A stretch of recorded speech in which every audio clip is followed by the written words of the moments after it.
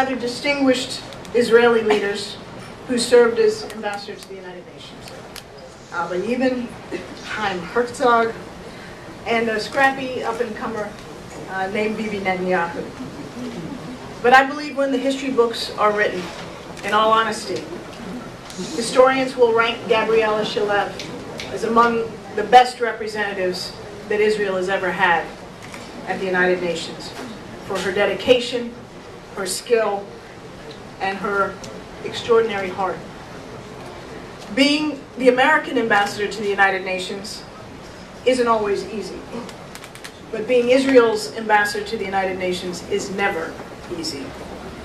But Gabby and I have had the opportunity to work closely together on a series of important issues, from dealing with the deeply flawed Goldstone report to seeing through the passage by the Security Council of the toughest sanctions resolution to date against Iran.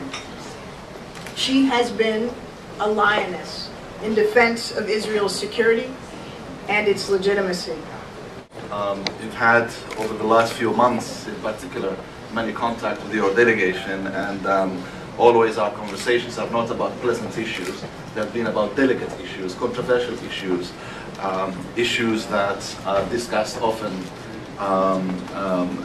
with a great deal of intensity in the General Assembly.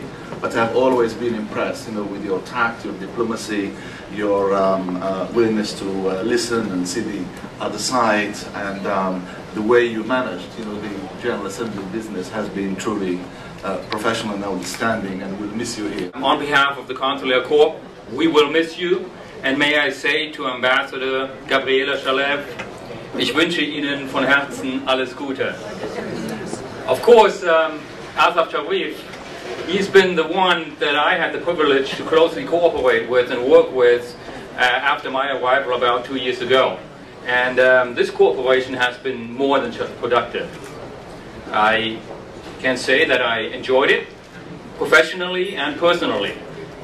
And you've got a standing invitation at my residence here in New York, and if the New York Knicks let us down and don't make the playoffs again, I know it's a big issue, we just lost one of these players they wanted to get.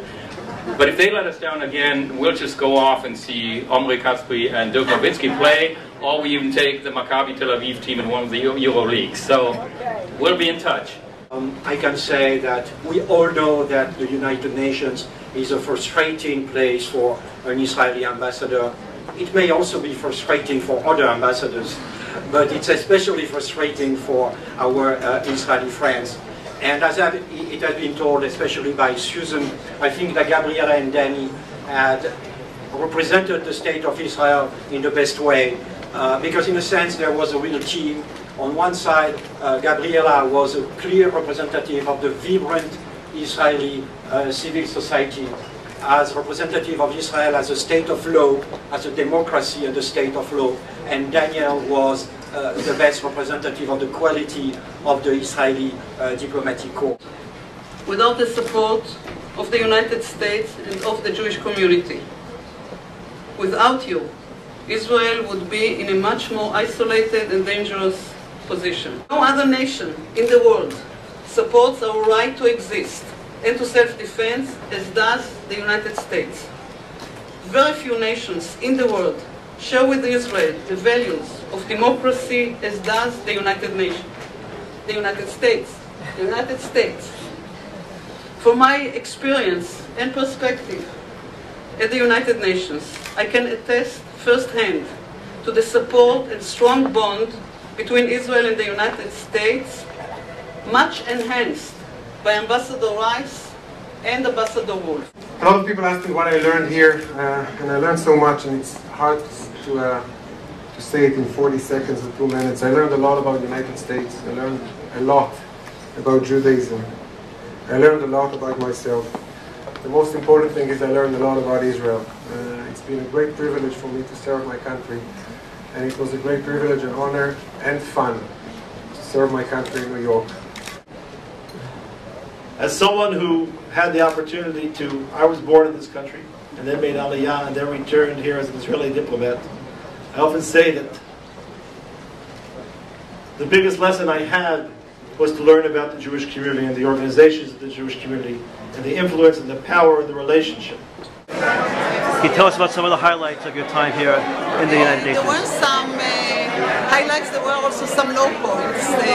The most difficult time was when we were combating the Goldstone report and we had to sit in the Security Council or the General Assembly and hear all the accusations regarding Israel, the terrible things that were said about the country that I love so much, mainly regarding our democracy, our judiciary, our army. You know, when I hear people speak about our children who serve in the army, and this is obligatory, and they speak about them as war criminals, my heart breaks. So these were, I can't call them highlights because they were very low points, but over the time I found that there are many friends and colleagues that support Israel and mainly the United States. And you saw tonight the great bond and friendship between Ambassador Rice and myself, which reflects the support and friendship between our two nations. Do you leave here feeling optimistic about Israel's place in the nation, among the nations?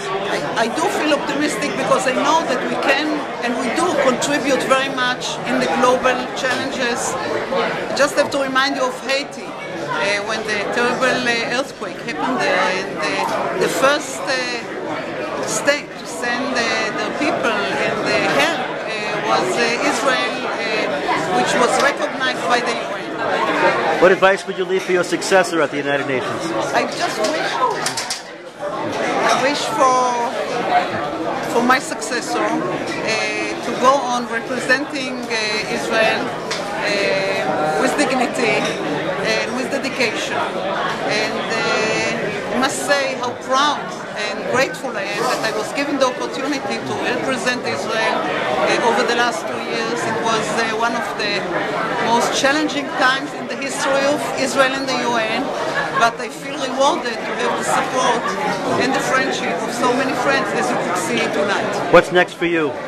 Well, I'm going back at the end of August. I'm going back to Israel. I'm going back to the academic college, Honor Academic College, where I'm going to be the president of the academic council, and I have 2 books that I'm going to write, not about international. What are some of the highlights of your tenure here in New York? Well, this has been a great highlight. You know, say I had 200 of my friends and the people I learned to appreciate here in my tenure. It's been a great experience, a great run. It's been a great run to represent my country. It's been great fun, and privilege to live here in New York. Very challenging, but I enjoyed it. And the one thing that's even better than that is going back to Israel. Were you surprised during the flotilla incident, the kind of backlash that you had to deal with in the media? No, I've been involved in Israel politics for the last 10 years. Nothing surprised me anymore. What is your advice for your successor? Be patient, work hard, and get out of the island. The Jewish communities are not only in Manhattan. What's the next step for you to do? I'm done for now. Up I'm in the going air? back to the private sector. Okay.